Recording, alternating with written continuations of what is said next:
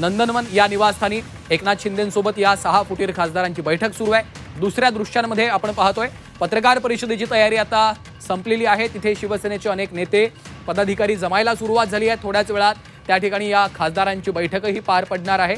तर तिसरीकडे आपण पाहतोय ठाकरेंच्या सेनेच्या आमदारांची बैठक सुरू आहे।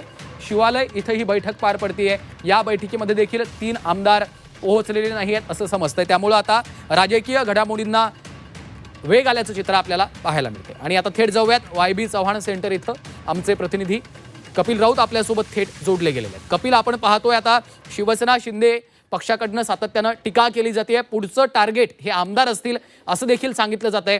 कशा पद्धतीनं आता पत्रकार परिषदेची तयारी सुरू आहे आणि कोण कोण पोहोचलंय?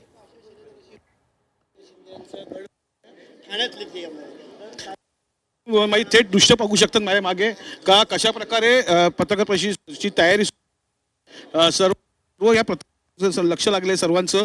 खरं तर 6 खासदार त्याचबरोबर एकनाथ शिंदे असतील, मुख्य नेते असतील, ते थोड्या वेळात तिथे पोहोचतील। नंदनवनवरती बैठक सुरू झालेली आहे। ओमराजे निंबाळकर हे आत्ताच पोहोचलेले आहेत, त्यांची वाट पाहत होते आणि त्याच्यानंतर आता ही नंदनवनची बैठक संपून 6 एकनाथ शिंदे असतील ते वायबी चव्हाणकडे येणार आहेत। खरं तर बाकीचे जे नेते आहेत ते इथे पोहोचलेले आहेत।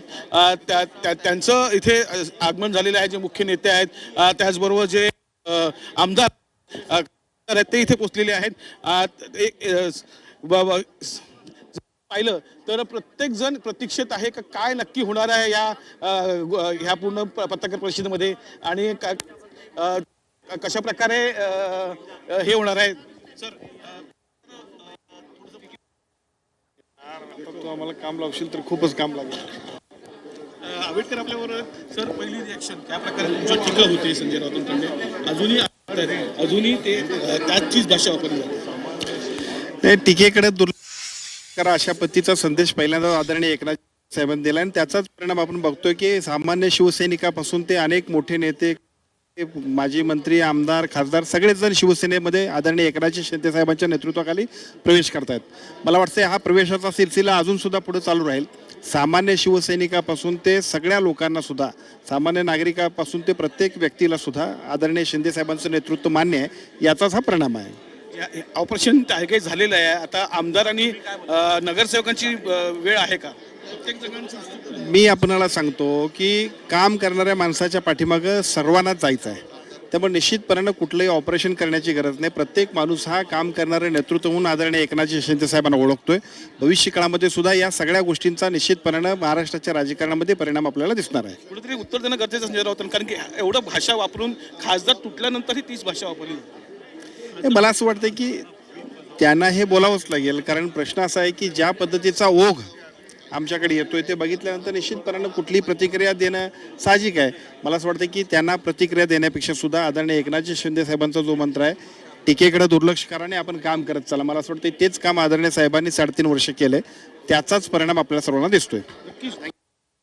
एक आंबेडकर मंत्री का खरं तर आम्ही एकनाथ शिंदे नेहमी कामातनं उत्तर देत असतात, शिवसेना ही नक्की कामातनं उत्तर देत असतात आणि त्यामुळे एकंदरीतच संजय राऊत ज्या प्रकारे टीका करतायत किंवा वाटा गटाकडनं ज्या प्रकारे टीका होते उत्तर आम्ही कामातनं देऊ आणि काही वेळा तर पत्रकार परिषद सुरू होईल आणि त्याचा जे आरोप केले त्याच्यावरती खासदार काय बोलतायत, त्याच्यावरती खासदार या सर्व गोष्टी समोर येणार आहेत। त्यामुळे एकंदरीत पाहिलं तर सर्वात महत्वाचं म्हणजे आता ह्या पत्रकार परिषदेमध्ये खासदार घेतात संजय राऊतांची हे सर्व पाहणं गरजेचं असणार आहे। त्याचबरोबर एकनाथ शिंदेची काय भूमिका आहे हे पाहणं गरजेचं असणार आहे।